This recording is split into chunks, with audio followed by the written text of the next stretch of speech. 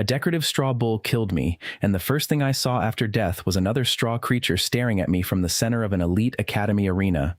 For one terrible second, I thought the universe had found a joke it liked and planned to keep using it. Then the creature sneezed dry grass into my face and fell over. 300 students laughed. I stood inside a white circle while an examiner held a crystal above my head. Rich families filled the seats. I had cracked boots, a borrowed jacket, and no idea who I had become. The crystal flashed dull gray. The examiner frowned. Mana capacity, 19. The laughter weakened. 19 was bad, but not enough to be funny. He touched the crystal again. Control, 22. A few people whispered. Then he looked down at the name on his slate. Aaron. That was apparently me. Before I could enjoy the discovery, a young man in a red coat leaned against the rail near the front row and smiled. Bren.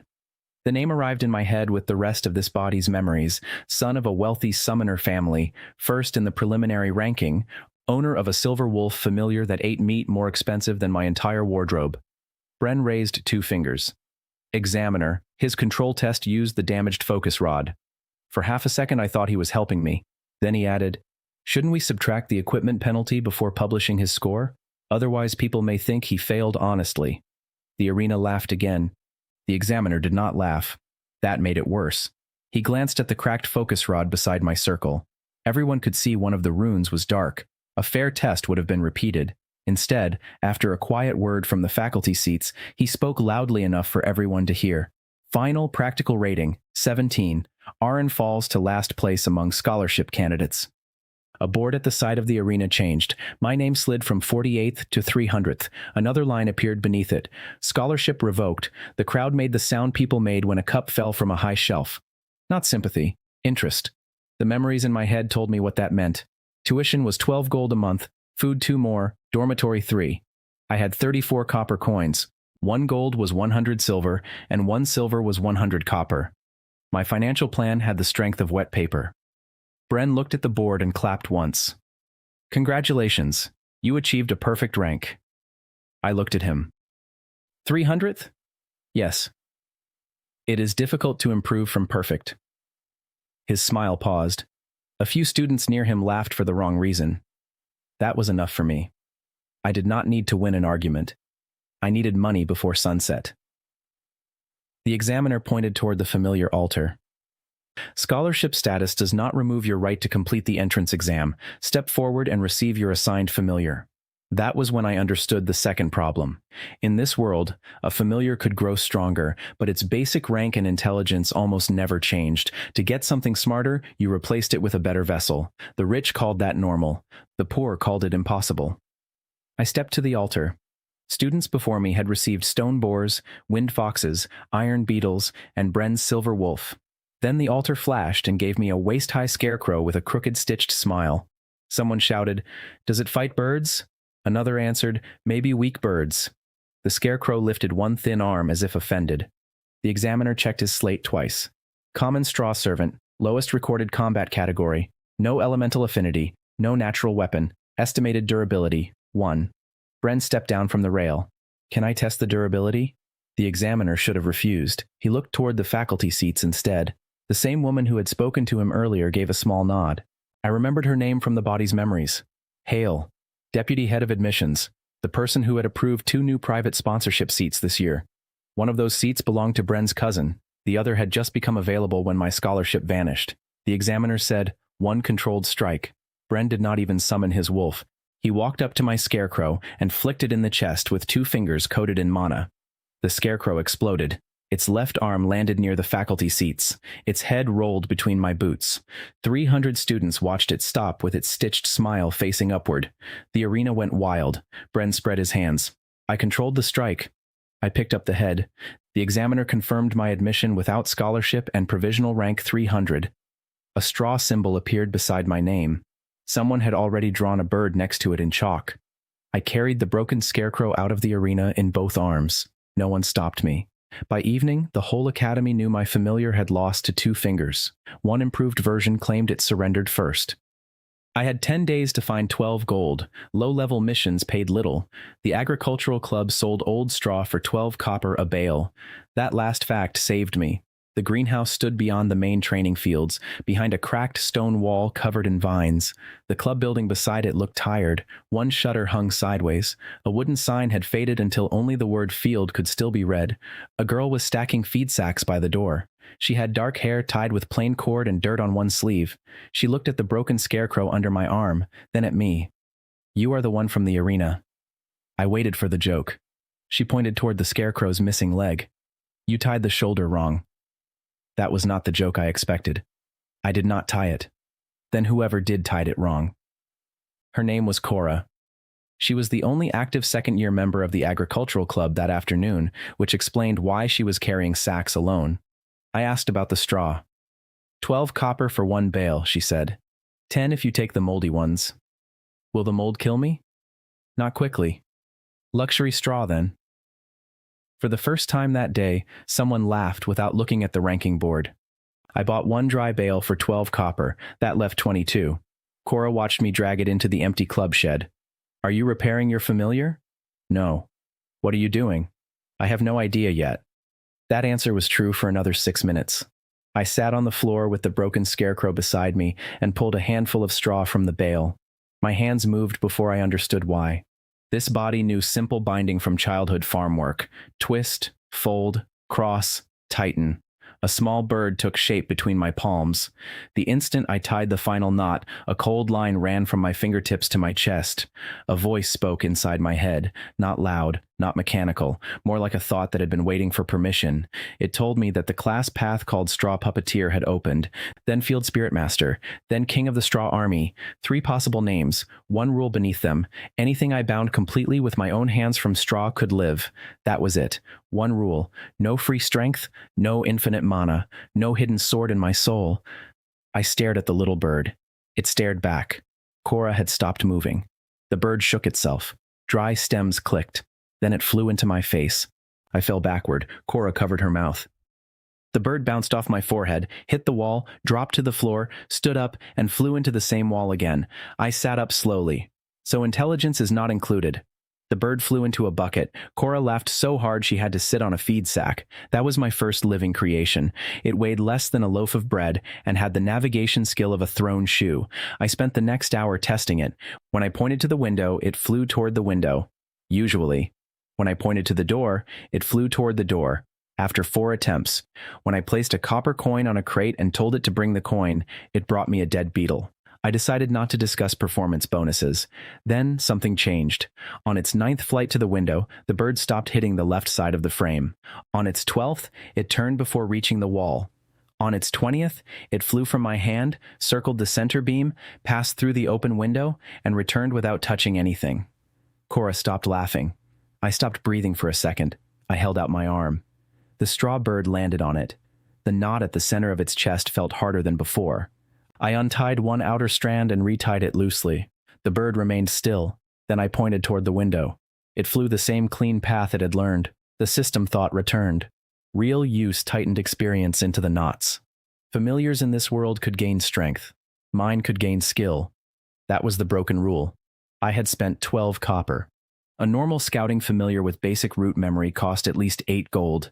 8 gold was 80,000 copper. I looked at the bale. The bale suddenly looked less like dry grass and more like a bank that had forgotten to hire guards. Cora came closer. "Do it again." I did. The second figure was a dog. It took 40 minutes. When I finished, it stood, shook once, and bit its own tail. "Powerful," Cora said. "Terrifying." I trained it on cloth scented with bread, oil, and soap. At first it guessed. After 30 attempts, it found the right scent every time. The knot under its neck had become hard enough to tap like wood. I had used half the bale. My strength had gone from 1 useless broken scarecrow to a trained scout bird and a scent dog. My money had dropped from 34 copper to 22. My public status was still last place. That needed work. The Academy Mission Board offered gold for combat and copper for work. Nobody respected. When I arrived with Cora, Bren was there with 6 top students. He saw the straw bird on my shoulder, and the whole group turned. "That one is smaller," Bren said. "It is more efficient." "At dying?" "At costing less than your wolf's lunch."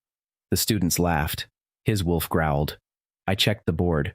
One mission offered 25 copper to recover 6 brass survey markers from the old orchard. Students avoided it because the orchard grass reached the waist, the markers were tiny, and the job usually took half a day. I took the paper. Bren raised an eyebrow. You need tuition, don't you? 12 gold in 10 days. A few students actually looked uncomfortable. Bren did not. Then 25 copper should solve everything in about 4,800 missions. I considered that. I should start early.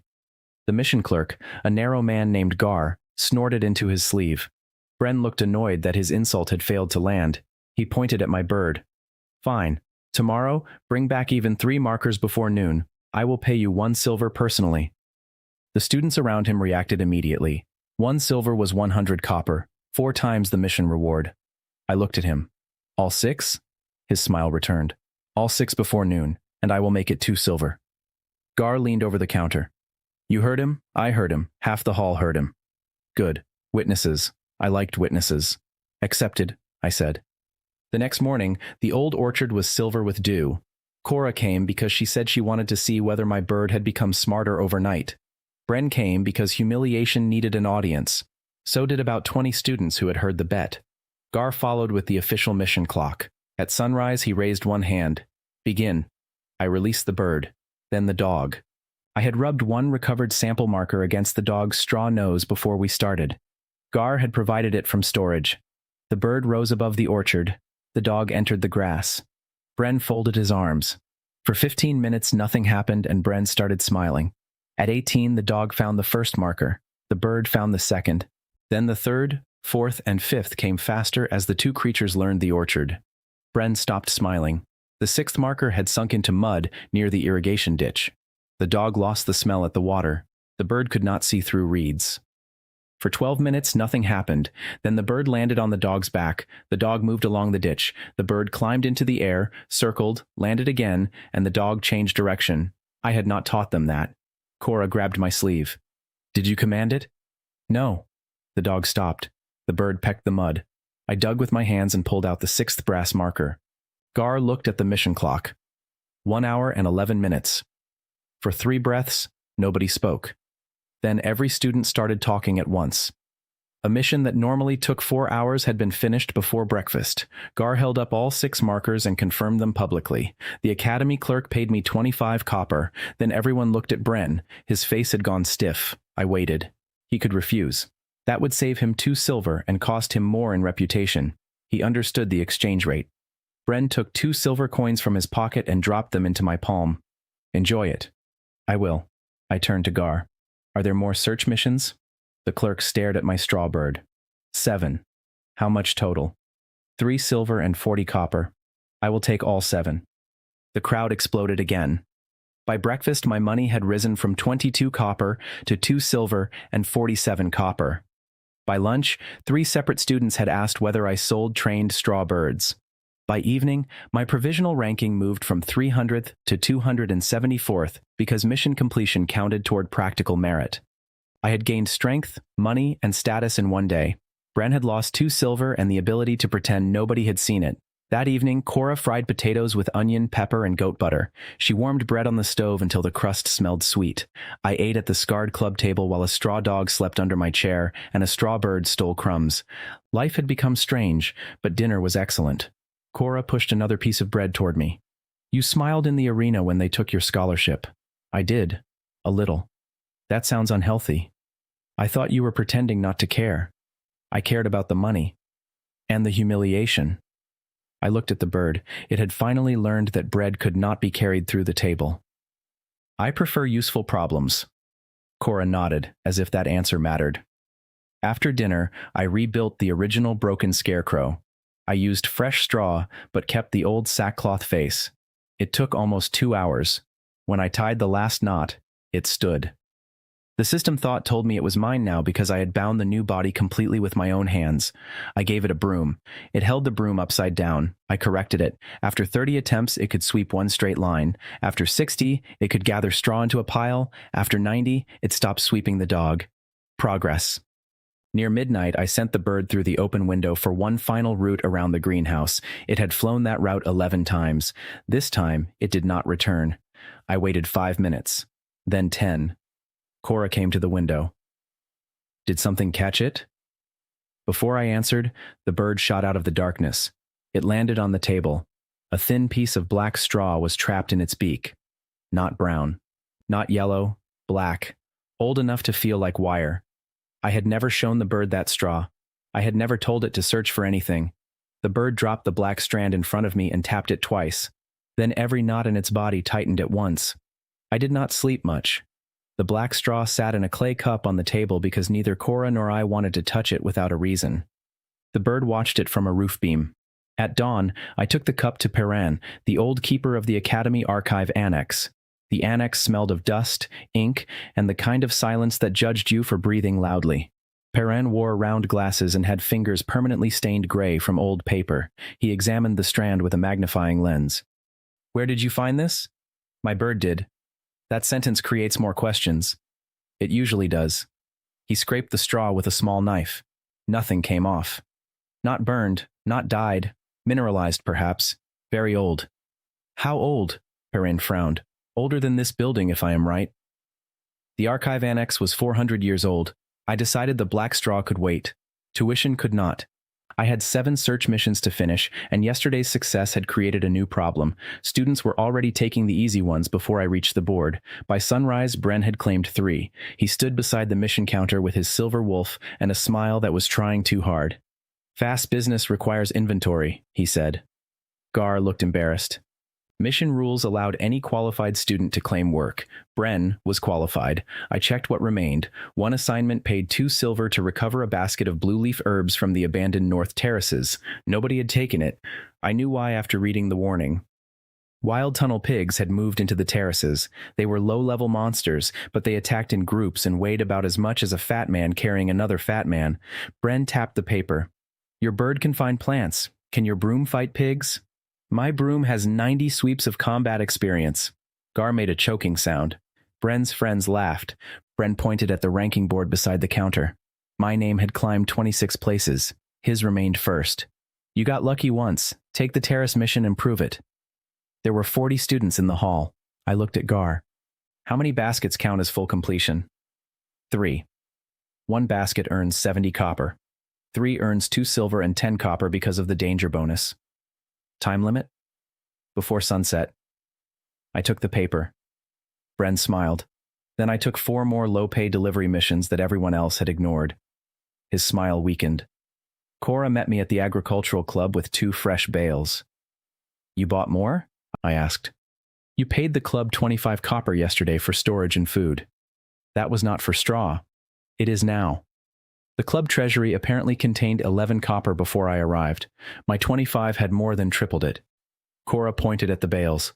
"One is from the east greenhouse. One is from the barley field. Keep them separate. I want to know if the source matters." That was a good thought. I spent 2 hours binding. From the remains of my first bale, I made 2 more birds and a second dog.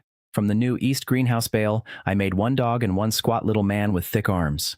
The figures from the first bale behaved normally for about 5 minutes. Then something odd happened. I sent the original dog to find a cloth that smelled of soap. The new dog started moving before I gave it any command. It ran left. The first dog ran right. They searched separate sides of the shed without colliding. The 3 birds did the same thing in the air. When one flew through the high window, the other 2 automatically chose the door and a hole under the roof. Cora stood perfectly still. I tested it again. Same result. Again. Same. I took 1 bird from the east greenhouse bale and added it to the group. It followed my direct commands, but it did not coordinate. The answer was simple. Figures made from the same bale were not only learning individually. They were learning each other. Not thoughts, not words, just timing, spacing, and simple signals. A flock, a pack. The system thought confirmed it only after I understood it myself. Shared fibers preserved shared use. I looked at the remaining straw from the first bale. There was enough for maybe 1 tiny bird. That 12 copper bale had just become more valuable than many noble familiars. Cora understood the same thing. "Do not sell pieces from that bale." I was about to say that. If one person buys a trained bird and learns what it can do, they will buy every old bale in the region. She nodded. We moved the remaining straw into a locked grain chest. My strength had increased without making any figure physically stronger. 4 creatures could now search like a coordinated unit. That mattered more. By mid-morning, I completed the 4 delivery missions in 38 minutes. One bird carried route markers. The 2 dogs found addresses by scent samples. My straw servant carried sealed packets in a basket. The total pay was 1 silver and 20 copper. Gar confirmed every delivery at the mission counter while students watched. My ranking moved from 274th to 256th. Bren returned from his first claimed search mission just in time to see the board change. His boots were muddy. His wolf had burrs in its tail. He placed 1 recovered marker on Gar's counter. I placed 4 completed mission slips beside it. Nobody said anything for a moment. Then a first-year student asked Gar, "Can we bet on mission speed?" Gar said, "No." The student asked, "Can we discuss hypothetical bets?" Also no. Bren left before the conversation developed. The North Terraces were harder. Cora came with me because the blue leaf herbs belonged to the Agricultural Club's old cultivation records. Caro, a first-year student who had been hanging around the club since breakfast, volunteered as an official witness because academy missions above 1 silver required one. Caro had seen my orchard run and now looked at the straw animals with the respect usually given to dangerous machinery. "Do they have names?" "No." "Why?" "I have 6. That is not many. It becomes many quickly." The North Terraces stepped down a rocky hill in long green shelves. Broken irrigation channels cut through them. Blue leaf grew under the shade of old fruit trees. The first bird found herbs in 9 minutes. The second found tunnel pig tracks. The original dog went rigid, and every first bale figure froze with it. A second later, 3 pigs burst through the brush. They were ugly in a practical way. Thick shoulders, short tusks, mud armor on their sides. Caro took 1 step backward. Cora raised a farm spear. I did not have a weapon worth discussing. The pigs charged. My straw dog ran straight at them.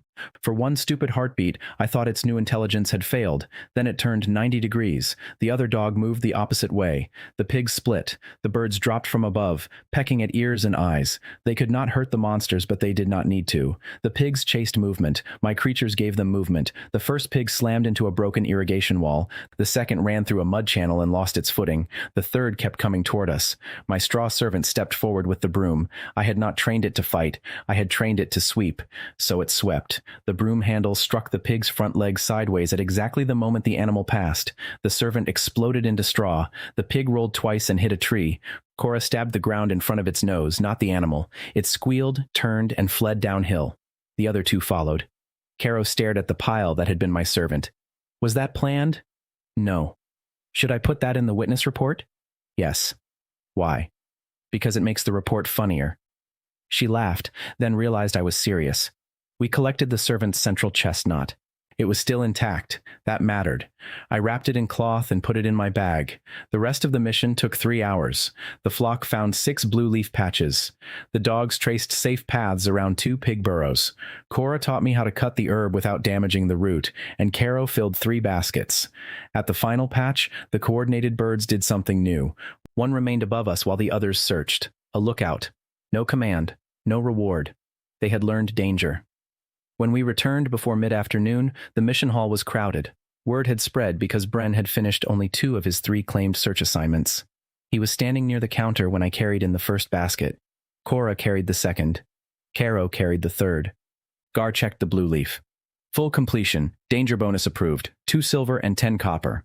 Caro immediately said, loudly, 3 tunnel pigs attacked us. Everyone leaned closer. Bren looked at my shoulder. You lost your Scarecrow again. Yes? So your familiar failed. Caro frowned. It tripped a pig with a broom. Someone repeated, with a broom? Another student asked, which combat form? Caro answered, sweeping. The room broke. Even Gar had to sit down. Bren's face turned red. It still broke. I placed the wrapped chest knot on the counter. Bodies are cheap. That quieted people faster than shouting would have. I had discovered something on the walk back. The chest knot was harder than before. When I held it, I could feel the pattern of movement stored inside it. Straight sweeps, short sweeps, turning sweeps. I had an idea. Cora knew it from my face. You are going to rebuild it. Yes. Tonight? Yes. Caro raised a hand as if we were in class. Can I watch? Bren heard that, so did everyone else. He stepped closer. If you are claiming a destroyed familiar can return with its old training, that violates basic summoning law. I am not claiming it yet. You just said bodies are cheap. They are. Straw is 12 copper a bale. His silver wolf cost his family more than 3,000 gold. The number hung in everyone's mind even though nobody said it. Bren pointed at the wrapped knot. Prove it publicly. I looked at Gar. Is the training yard free at sunset? Gar checked his book. It is now. That was how a private experiment became an event. By sunset, more than 100 students stood around the small western training yard. Elric came too. He was the combat instructor who supervised familiar law and practical rankings. Tall, broad, clean uniform, no patience in his face. Unlike Hale, he had not been involved in my scholarship decision. That made him more dangerous in a different way. He believed the rules. Elric inspected the old knot before I started. No active spirit vessel, he said. No mana core. If this is a trick, I will remove your mission privileges. Understood. I placed fresh straw on a work table. Then I bound a new body around the old chest knot. My hands took 53 minutes. Nobody left. Bren stayed in the front row. Cora stood beside the table and passed me cord. When I tied the final knot, the servant sat up. The yard became silent. I gave it a broom. It held the broom correctly. That was the first shock. I pointed at a line of dust Elric had ordered spread across the stone. The servant swept it into one clean pile. Second shock. Elric's expression changed. I placed 3 wooden balls on the ground and rolled them toward the servant one after another. The first came from the left. Sweep. The broom knocked it aside. The second came from the right. Sweep. The third came straight at its legs. The servant shifted one foot and swept diagonally. The ball spun away. The crowd erupted. Caro shouted, "That is what it did to the pig." Students started talking so loudly that Elric raised both hands. Bren pushed forward. "It saw the balls.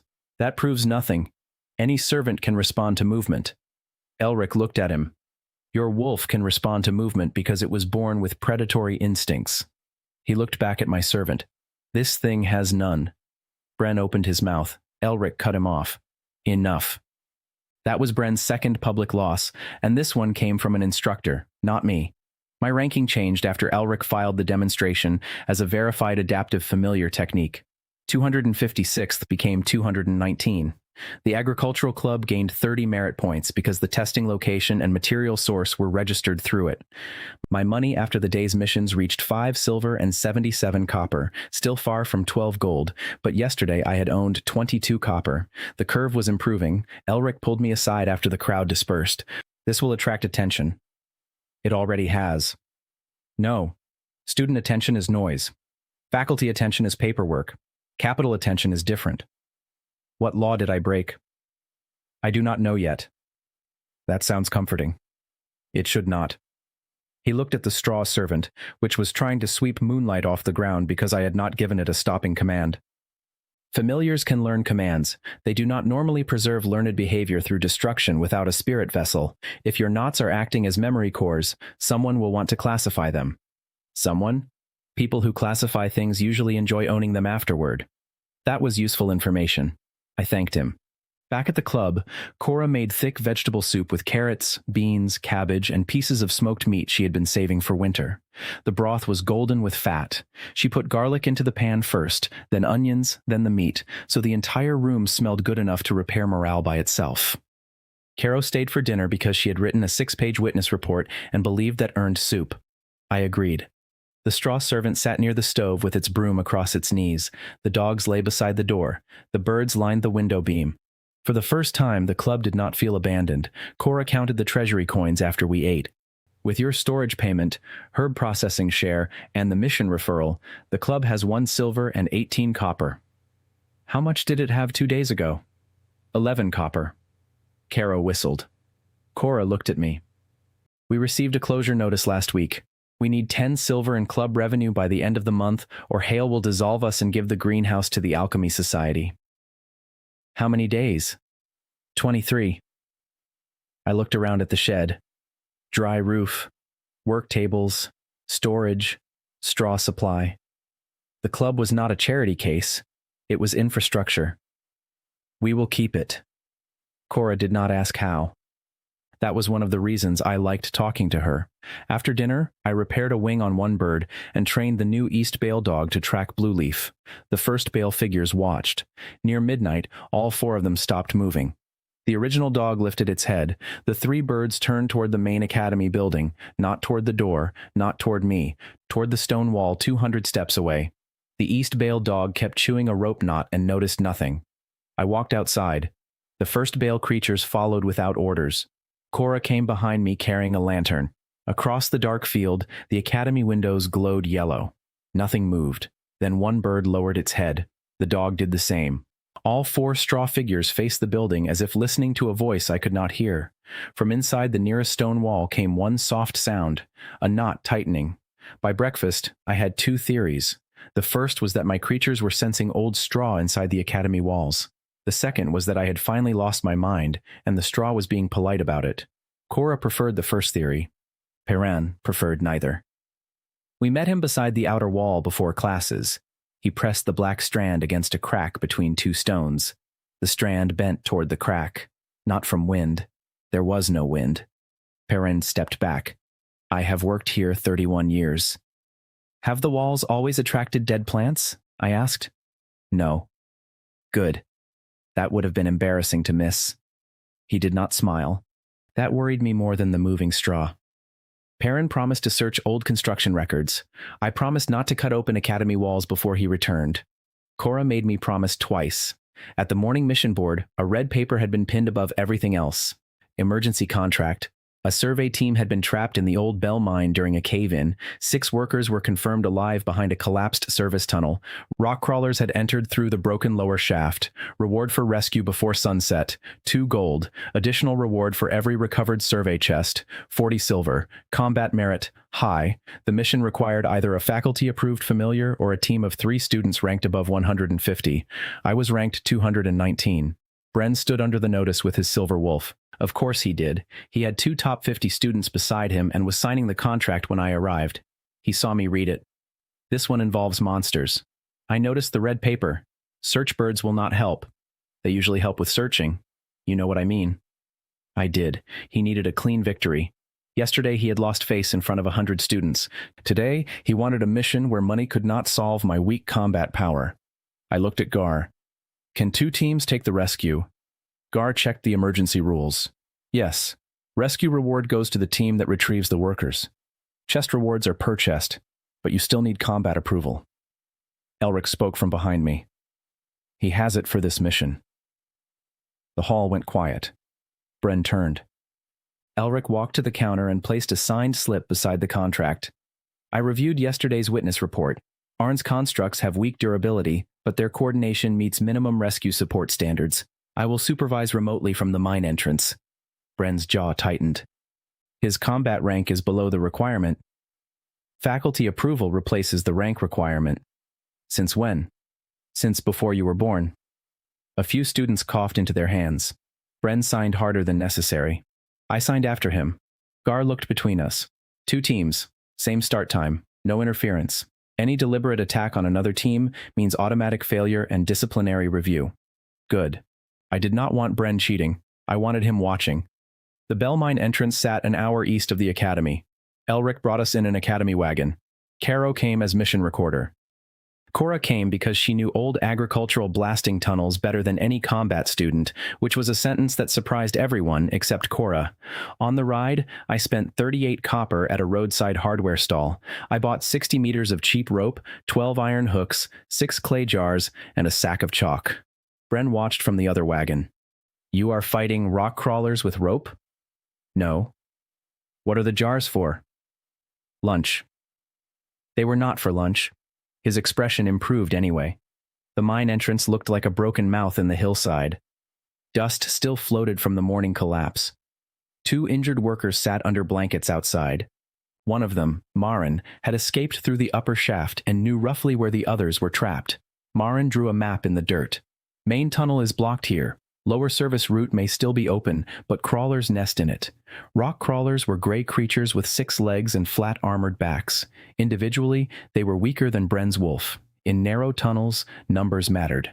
I had 9 constructs. 4 from the original bale, 3 from the east greenhouse bale, 2 from a new barley bale Cora had given me before dawn. 3 birds, 3 dogs, 2 human-shaped servants, 1 ugly 4-legged thing I had intended to be a goat. Cora had looked at it for a long time and said, "Call it useful." I did. Elric raised a signal flag. "Begin." Bren ran into the upper tunnel with his team. I did not. I sent the birds first. Caro started the mission clock. 7 minutes later, one bird returned with white chalk dust on its feet. I had rubbed chalk around the entrance to the lower service route. It had found the path. We entered.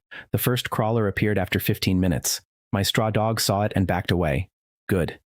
Yesterday, my creatures had learned danger. Today, I wanted them to learn distance. I placed 2 clay jars on the tunnel floor and poured water into them from my canteen. Then I mixed in loose mine dust until I had thick mud. Cora understood. Eyes? Joints. The servants picked up the jars. They had practiced carrying buckets for an hour that morning, not fighting, carrying. The crawler charged. One dog ran past it. The creature turned. A servant threw mud at its front legs. The throw was terrible. Most hit the wall. Enough hit the joints. Cora drove an iron hook between 2 rocks, and I looped rope through it. The second dog pulled the loose end across the tunnel. The crawler turned again. Its front legs struck the rope. It flipped onto its back. Caro shouted. The creature waved 6 legs in the air like an angry table. We walked around it. I did not kill it. We had spent 1 jar, 1 hook, and maybe 6 copper worth of rope wear. The crawler had spent its dignity. Fair exchange. 3 more attacked before we reached the service fork. The second fight was cleaner. The first bale dog split automatically and pulled attention in opposite directions. One bird dropped chalk into a crawler's face. The servants threw mud lower. Cora set the rope faster. By the third fight, the servants no longer threw the jars like stones. They splashed the mud directly at the joints. They were learning the tool, not because the system gave them a skill, because they had used it. That distinction mattered. At the fork, we found Bren. His silver wolf had killed 7 crawlers. The tunnel around him looked as if someone had thrown gray furniture from a roof. One of his teammates had a bleeding arm. Bren looked surprised to see us. "How did you get past the lower nest?" We asked politely. Cora pointed at an overturned crawler still struggling behind us. Caro added, "The rope was less polite." Bren's teammate stared at my clean clothes. Bren looked at the mission clock Caro carried. We had reached the fork 9 minutes before his team. That was the first public hit of the day. Not a big one. Enough. Marin's dirt map showed 2 possible routes from the fork. Bren chose the wide tunnel because his wolf needed space. I chose the narrow maintenance passage. He smirked. Dead end. Marin said it connects. Marin is a miner, not a surveyor. Cora? She crouched and touched the floor. Airflow. We could feel it against our fingers. Bren's smile disappeared. We went narrow. 20 minutes later, the original straw bird stopped at a wall.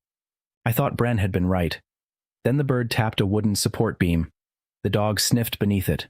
Cold air came through a finger-wide gap. We cleared loose stones by hand. The servants copied us. At first they removed random pieces. After 10 minutes they began taking small stones from the top instead of pulling load-bearing rocks from the bottom. Useful experience. Behind the wall was an old ventilation tunnel. Behind that tunnel were 6 trapped workers. 1 had a broken ankle. 2 had been breathing dust for hours. All 6 started shouting when they saw our lantern. Caro nearly dropped the mission clock. Found at 1 hour and 43 minutes. The workers were witnesses. That mattered because Bren arrived 12 minutes later through the wide tunnel. He stepped into the chamber with blood on his coat and stopped. 6 rescued workers sat wrapped in our spare cloth. My servants were building a drag frame from rope and broken planks. Cora was giving water to the injured man.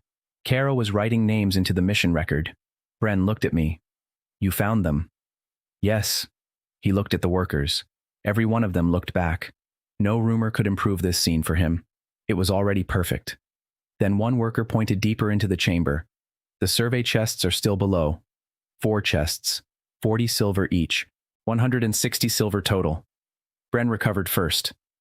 "Rescue is done. Chests are separate rewards." "Correct," I said. He smiled. The competition started again. We got the workers moving first. Bren's team left immediately for the lower shaft. I sent 1 dog and 1 bird with Cora to guide the rescue group toward Elric. Caro stayed with them as recorder. That left me 6 constructs. I followed Bren. The lower shaft contained more crawlers than the upper tunnels combined. Bren fought them. I watched. His wolf was powerful, Very powerful. It tore through armor with silver claws. It moved faster than my eyes. Bren's two teammates used wind magic to keep the tunnel clear. They spent mana. The wolf spent stamina. The crawlers kept coming. My creatures spent rope. We moved along a side ledge while the crawlers focused on the strongest threat in the tunnel. The birds searched storage alcoves. One found the first chest. A servant dragged it onto the ledge. The second chest was under a broken cart.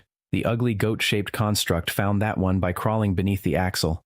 Bren saw me secure it. His face changed. You are using us as bait. No. You are. I am using the crawler's priorities. That is the same thing. Then thank you for your service. One of his teammates laughed before remembering whose side he was on.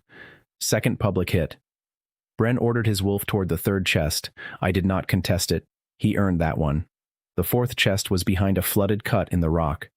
Neither team could reach it without entering waist-deep water. The crawlers avoided water. My straw creatures did not. They also floated. Mostly. I tied rope around two servants and sent them across. They became heavy as they soaked. Their movement slowed to half speed. One fell over twice, but they reached the chest. They looped rope through its handles. Then I pulled. The chest slid through the water. Bren stared. Your familiars are ruined. Temporarily. They cannot move. They do not need to. The chest reached my feet. Caro returned with Elric just in time to see it come out of the water. So did the 6 rescued workers. Elric looked at Bren's one chest, then at my 3, then at the soaked servants lying in the water like 2 disappointed bundles of laundry. He rubbed his forehead. Mission complete. The story reached the academy before we did. By the time our wagon rolled through the east gate, students lined the path. Someone had drawn a broom on the ranking board beside my straw symbol. Someone else added a rope. Gar announced the rewards in the mission hall. Rescue credit, 2 gold to Arin's team, 3 survey chests, 120 silver. Combat merit bonus, 50 silver. Material reimbursement, 30 copper. The room became silent when he said 2 gold. Yesterday I had earned silver.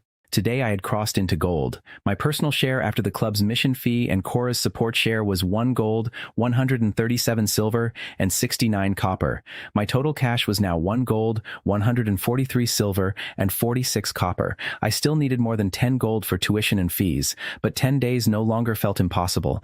My ranking jumped from 219 to 168. Then Elric added rescue merit, 147. The hall erupted. I had entered the top half of the academy in 3 days with straw that cost less than a cheap breakfast. Bren's rank remained first. Nobody looked at his number. They looked at mine. He understood the difference. He walked to the center of the hall. Enough mission tricks. Everyone quieted. Bren pointed toward the practical arena. Tomorrow, familiar control trial. Same course, same rules. No environmental preparation. Let the rankings decide. Elric frowned. This is not the place, I answered first. What is the prize? Bren stared at me. 1 gold. The crowd reacted. I shook my head. He went still. 2. I shook my head again. You need money. Yes. Then why refuse? Because you need the victory more than I need 2 gold. The sound in the room changed. Bren's face went pale, then red. 5 gold. There it was. 5 gold would cover almost half my remaining tuition problem. I looked at Gar. Can you record the wager? Gar was already holding the ledger open.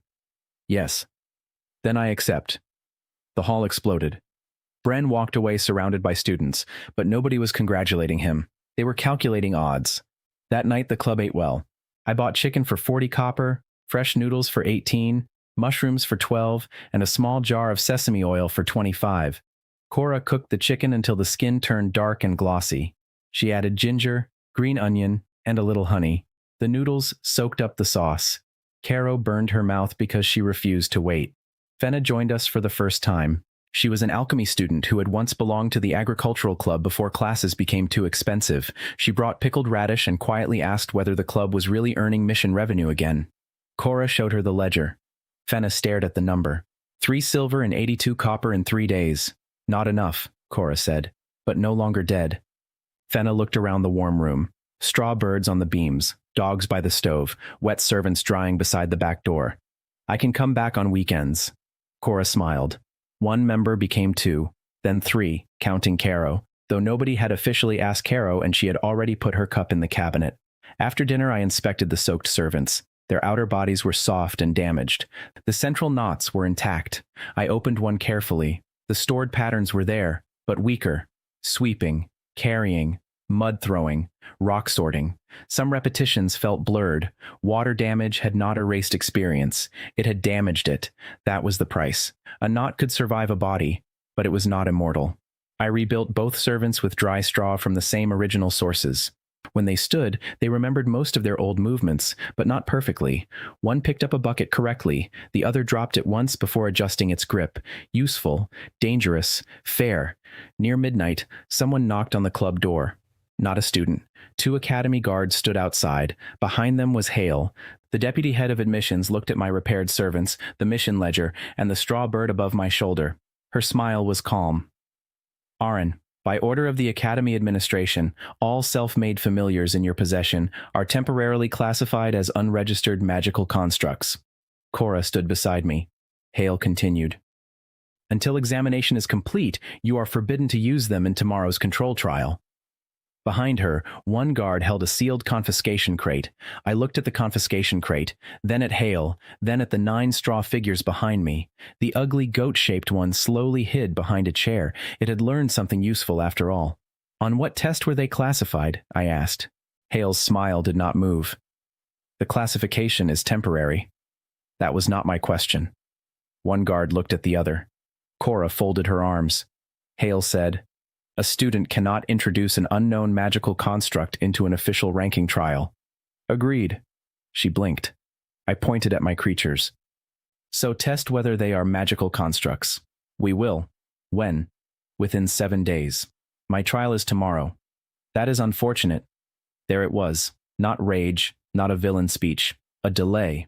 Delay was cheaper than proving me wrong. If she kept my creatures locked for 7 days, I missed the 5 gold wager, several missions, and possibly my tuition deadline. Bren did not need to beat me if the calendar did it for him. I looked at the sealed crate again. Can I request immediate public classification? Hale's expression changed by less than a finger width. Cora noticed too.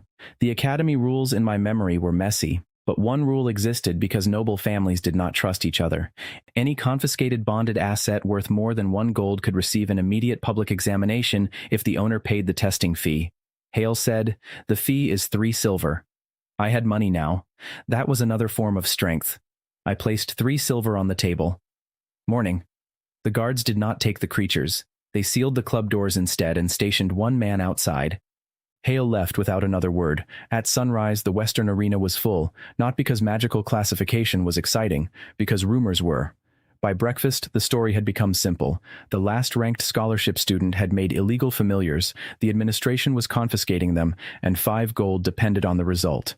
Students loved education when it looked like a public execution. Elric stood in the arena with 3 testing devices. Perrin stood beside him carrying records. Gar had the ranking ledger. Hale sat at the faculty table. Bren sat 2 seats away from her.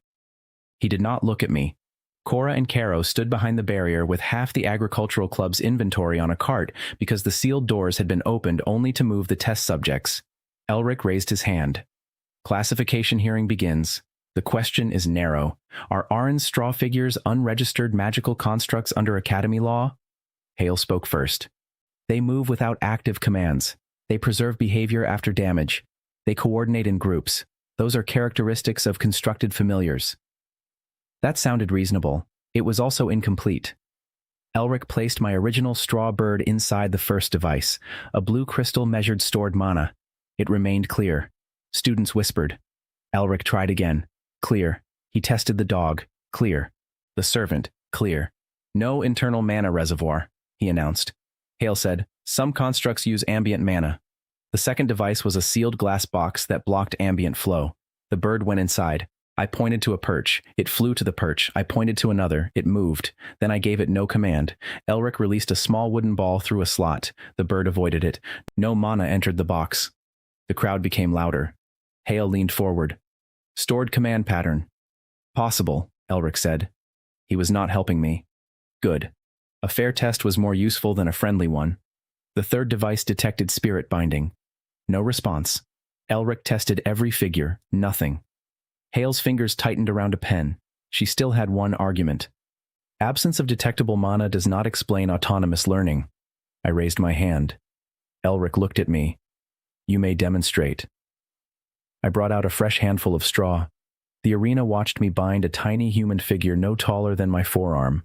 It took 22 minutes. When I tied the last knot, it stood. Elric inspected it with all 3 devices. Nothing. I placed a spoon in front of it. Pick it up. It stepped on the spoon. The students laughed. I repeated the command. It kicked the spoon. More laughter. 3rd attempt. It bent over, missed, and fell on its face. Bren finally smiled. Good. I continued. On the 8th attempt, it lifted the spoon with both arms. On the 15th, it used one hand. On the 23rd, it picked the spoon up without touching the wrong end. The arena became quiet. I moved the spoon. It walked over and picked it up. I turned the spoon upside down. It adjusted. I gave it a wooden cup. It tried to hold the cup like the spoon and dropped it. Students laughed again. After 12 attempts, it held the cup correctly. I put the cup in one place and the spoon in another. Bring the spoon. It did. Bring the cup. It did. Elric checked it again. Still no mana reservoir. Still no spirit bond. He looked toward the faculty table. This is not a magical construct under the current academy definition. The arena exploded. Hale stood. You are making a semantic distinction while an unknown ability operates inside academy grounds. Elric faced her. I am applying the regulation you cited. Perrin opened a record book. And the regulation defines a magical construct by stored or channeled mana, bound spirit, or enchanted core. These have none. Students started repeating that sentence to each other. The public board at the arena entrance changed, confiscation order suspended, trial access restored. My 3 silver testing fee was refunded because the classification failed. Then Gar stepped forward with another paper. Administrative interruption caused loss of 1 registered mission window. Under student compensation rules, Aaron receives 20 merit points. My rank moved from 147 to 138. That was when Hale lost control of the room. Not because she shouted. She did not. Because one student in the upper seats called, "Can I get 20 merit points if you confiscate my boots?" The arena laughed. Another shouted, "My boots contain unknown technology." Even Elric looked away. Hale sat down. Her defeat was public, recorded, and technically caused by her own order. I did not say anything to her. There was no need. The board had said enough. Bren left before I could ask whether the 5 gold wager was still active. Gar caught him at the gate. "It remains registered," he called. The arena laughed again. Bren kept walking. That should have been the main event of my day. It was not even close. When we returned to the agricultural club, a wagon waited outside. Marin sat on the driver's bench with one leg bandaged from yesterday's mine rescue. He had been one of the workers we pulled out. "I heard this place takes impossible jobs," he said. "That rumor is one day old. Good rumors travel faster." His family managed an academy-owned grain plot south of the walls. A summer storm had flattened half the crop. The grain had to be cut, bundled, and moved into dry storage before rain arrived that night. Normally, 20 laborers would do it. Only 6 were available. The academy offered the agricultural club 7 silver for emergency support. Marin added another 5 silver from the farm account if we saved at least 80% of the field. 12 silver. The club needed a little over 6 silver more to pass the revenue requirement. Cora looked at me. I looked at the straw figures, then at the club shed full of old tools. "We accept," Caro cheered. Fenna immediately started packing water and bandages. Cora pointed at her. "Why bandages?" Fenna looked at me. "He creates workers from dry grass." "That is fair." We reached the field before noon. It was much larger than I expected. Golden grain lay bent in long, wet rows. Dark clouds were already building beyond the western hills. 6 human workers waited with sickles. My 9 existing constructs looked tiny beside them. Marin looked at the field, then at me. "You said you could help." "I can."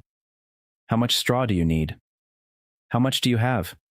He pointed at a storage shed. 32 bales. I almost laughed. Instead, I asked one question. "Are they separated by harvest batch?" "Yes. 4 stacks." "Perfect."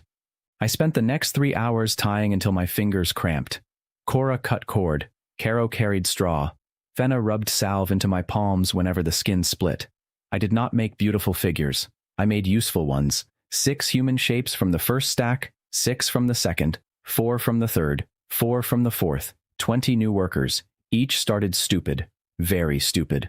One tried to harvest a fence post. Another carried an empty basket into the field and returned with the same empty basket as if proud of itself. The human workers laughed. Then we trained them. Not all at once. That was the key. One from each bale learned a task from a human worker. Sickle grip. Cut low. Turn wrist. Lay grain in one direction. Tie bundle. Lift bundle. Carry to wagon. The figures from each shared bale began coordinating around the trained one. They did not copy knowledge directly. They copied rhythm. When one cutter moved forward, another stopped entering its space. When one carrier lifted a bundle, a second moved toward the next bundle instead of grabbing the same one. After half an hour, the field changed. 20 straw workers moved through the grain in 4 groups. Their sickles were slow. Their cuts were ugly. They did not get tired. That last part mattered. Marin stopped laughing. The 6 human workers stopped too. They started teaching. A farmer corrected one servant's grip 5 times. The 6th cut was better. The 10th was clean. The 20th matched the human's speed. Cora stood at the center assigning rows. Caro ran water. Fenna repaired cuts on human hands and replaced broken straw fingers with cord. I moved between groups fixing knots. By 3 in the afternoon, we had cleared 30% of the field. By 4:52, the clouds covered the sun. Marin checked the sky. We need 80. We will get it. The first drops fell at 5. The straw workers slowed as their bodies absorbed water. There was the price again. Dry straw was light. Wet straw was strong against sparks but heavy against everything else. I changed the plan. The wettest workers stopped cutting and started dragging bundles. Heavy bodies gave them traction. The driest stayed on sickles. The birds carried cord from the wagon. The dogs ran between groups, pulling small empty baskets. Even the ugly goat became useful by dragging a rope line that marked completed rows.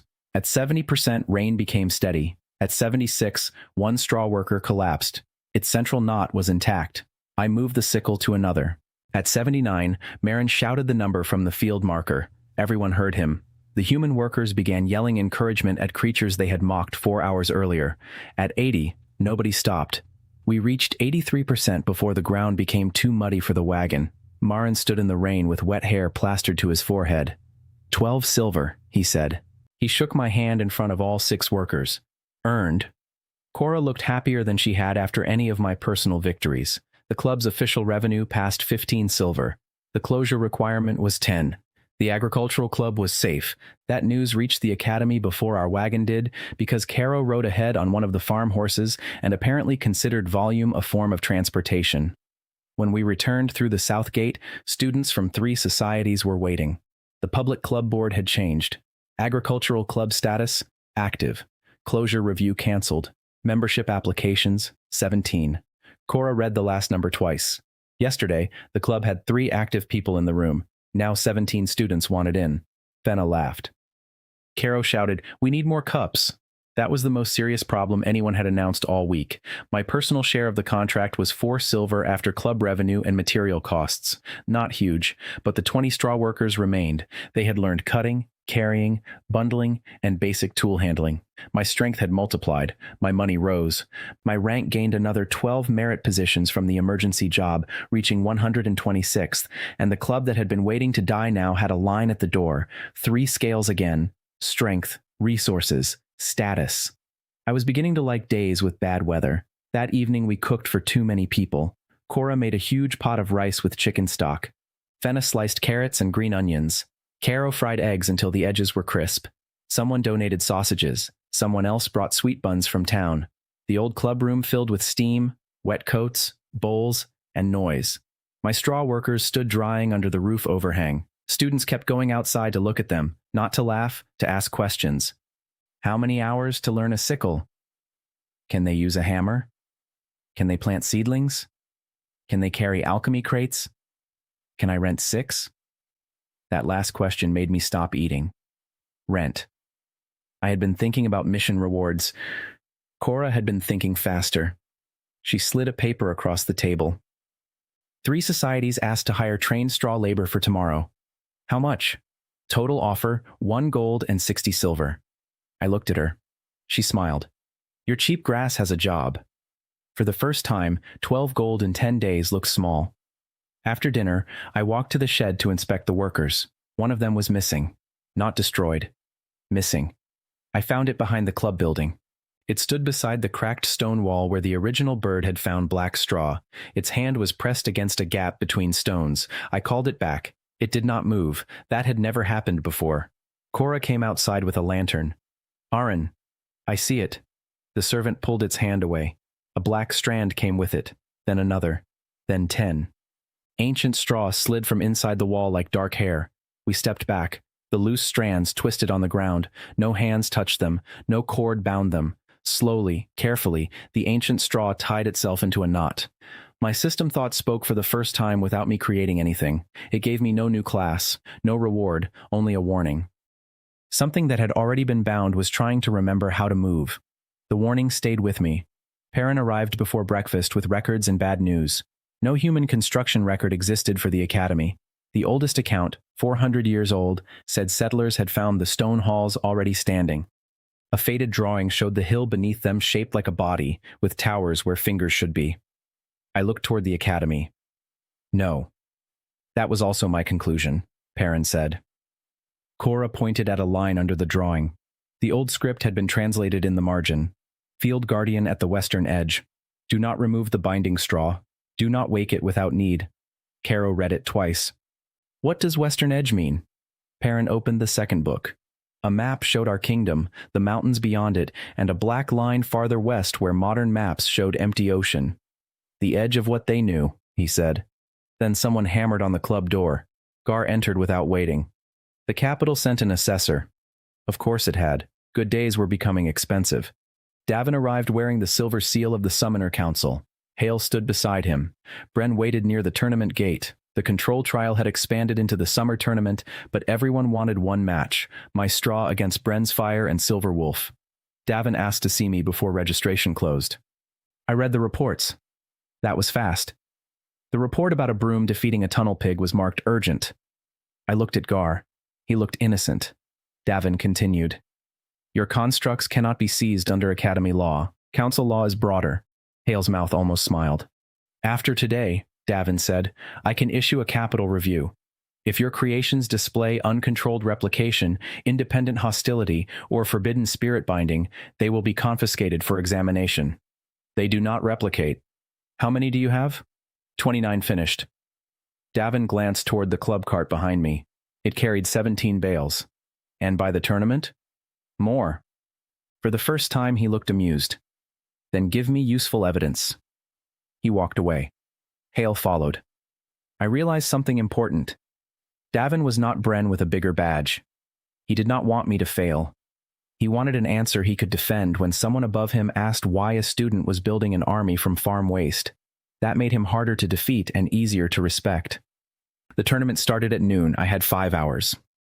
The club prepared cord, straw, and legal equipment, but every knot had to be mine. The club earned 1 gold and 60 silver from rentals that morning.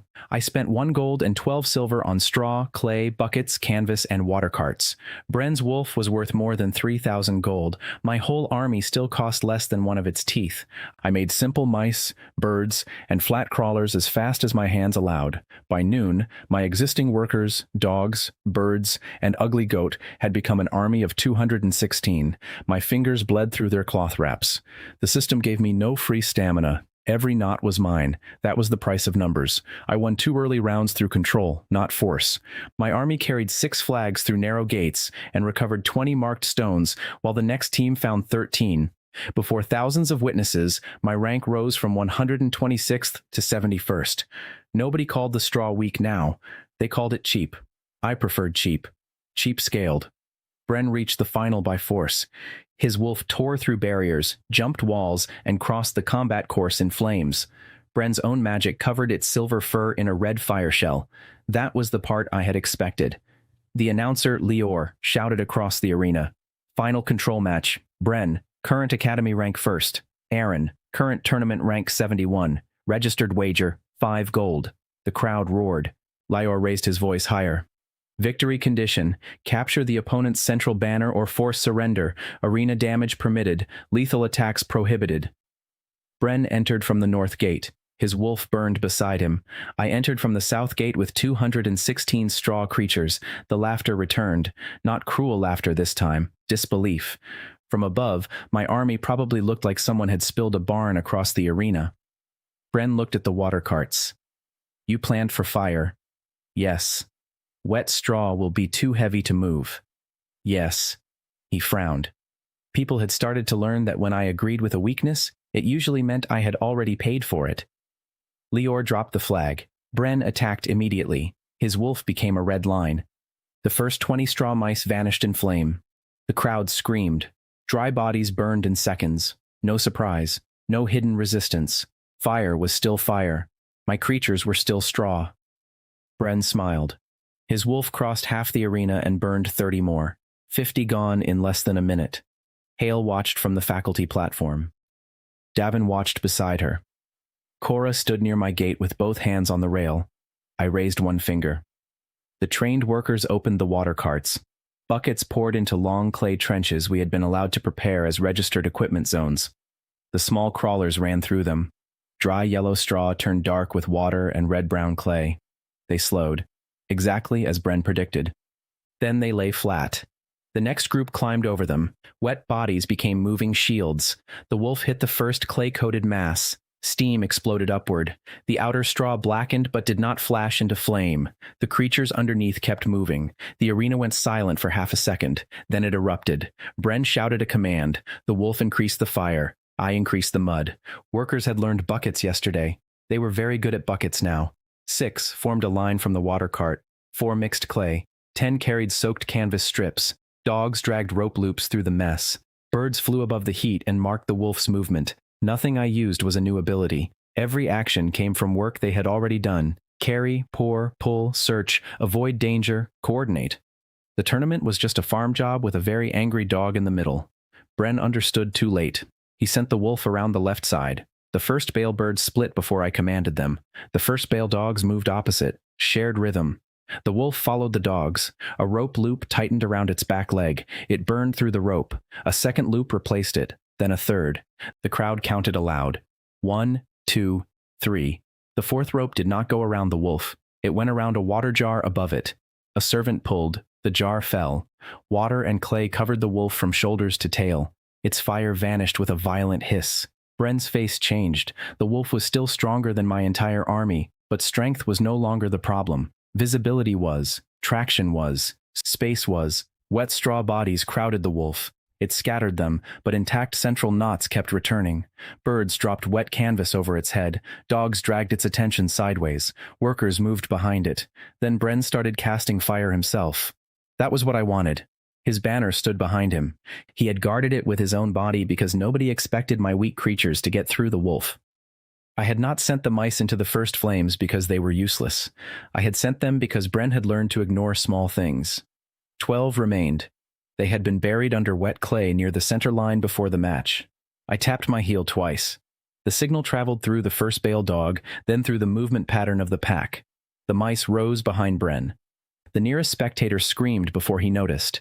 Bren turned. Too late. One mouse climbed the banner pole. It slipped. A second climbed over it. A third pushed from below. The crowd stood. Bren threw a firebolt. A wet straw bird flew through it and broke apart. The bolt missed. The mouse reached the banner cord. It could not cut rope. I had never trained it to cut rope. So it did the one thing it knew. It pulled. 3 more mice pulled with it. The knot loosened. The central banner fell into the mud. Lior's voice cracked across the arena.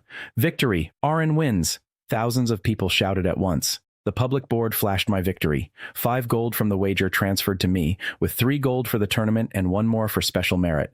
With the silver I already held, I now had enough for tuition, food, and dormitory fees, with more than 2 gold left. My rank jumped from 71st to 23rd. In 5 days I had gone from 1 broken Scarecrow and 34 copper to an army of 216, more than 14 gold in earned value, and a tournament title.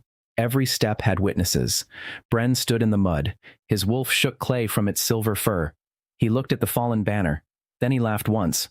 Not happily. Not angrily either. You beat a fire familiar with wet farming equipment. Yes. My father is going to hate this story. Tell him the broom was not involved. He looked at me, then actually laughed. The crowd heard that too. For the first time, Bren offered his hand. I took it. He had been arrogant, cruel, and useful motivation. He had also paid me 7 gold in bets. I believed in respecting investors. Hale left the faculty platform before the awards ended. Davin did not. He came down to the arena floor and inspected the wet army. No replication, he said. No. No spirit binding. No. Everyone made by your hands? Yes. He looked at my bandaged fingers. I believe that. Then the ground moved, not shook, moved. The south wall rose half a finger width. Stone dust fell from every arch. The crowd went silent. My surviving straw creatures turned toward the main hall, all of them, even figures made from different bales. Under the stone, something answered. A sound traveled through the academy, thousands of knots tightening one after another. Perrin ran onto the field holding the old book. Arin! A crack split the arena wall. Black straw pushed through. Davin drew a blade. Elric shouted for evacuation. Students rushed toward the gates. I did not move. The black straw was not attacking. It was reaching. I took one strand. The system thought remained quiet. I bound the strand with my own hands, not into a servant, a bird, small, simple. The final knot closed. The black bird opened its eyes. Every tower in the academy moved. Stone cracked from hidden wooden joints. The western wall unfolded like an arm. The main hall rose behind it. Roofs tilted. Windows became lines across a face too large to understand from the ground.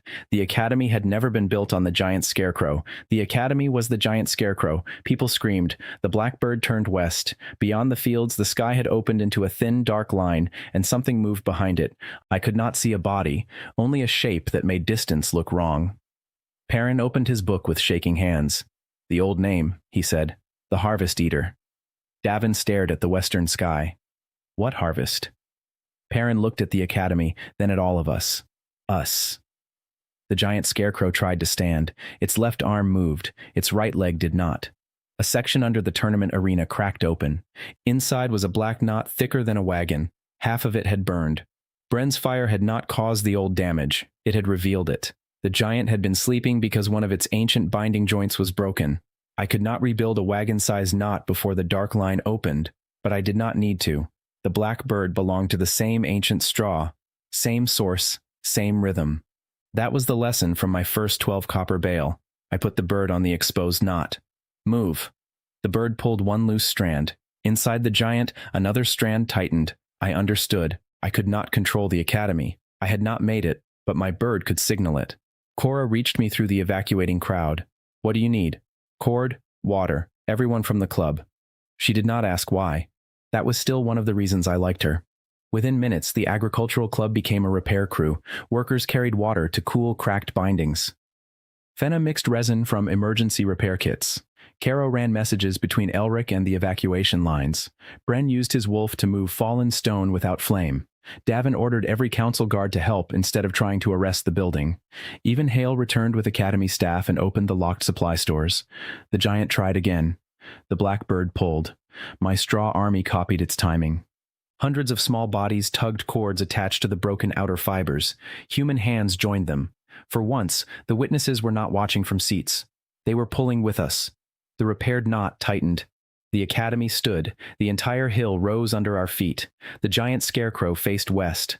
The dark line in the sky widened. A long, pale shape pressed against it from the other side. The academy raised one stone-covered arm. Black straw tightened through its body. There was no beam and no great spell. The guardian simply stood between our world and the opening.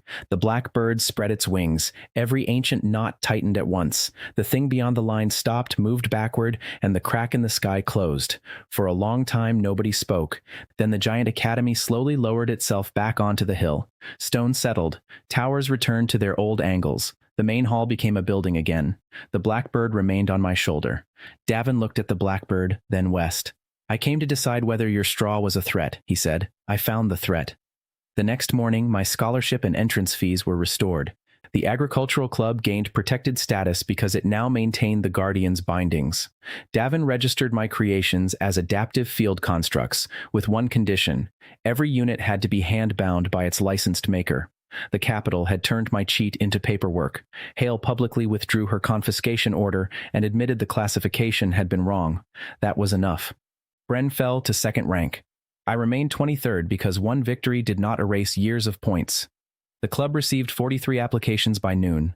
Cora accepted 8. "We are not becoming a warehouse with soup," she said. That was my business plan. She handed me a bowl.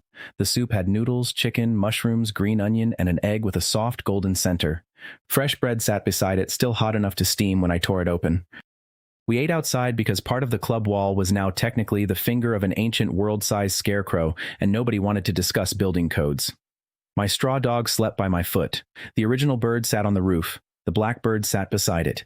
5 days earlier, I had been last with 34 copper and a familiar that lost to 2 fingers. Now my tuition was paid, the club was safe, and my army became smarter every time it worked. I also lived inside a sleeping guardian built to frighten something outside the world. Cora leaned against the table and looked at my bandaged hands. "You are not tying anything tonight. I need replacements. Tomorrow. The Western Watch needs 6 birds. Tomorrow. The goat is still ugly. That cannot be repaired." The goat-shaped construct lifted its head as if offended. I laughed. Then the blackbird tapped the roof twice. Far to the west, beyond every map I knew, something answered once. Not close, not yet. I finished my soup before it got cold. Tomorrow my army would have another mission, and after every mission it would be a little smarter.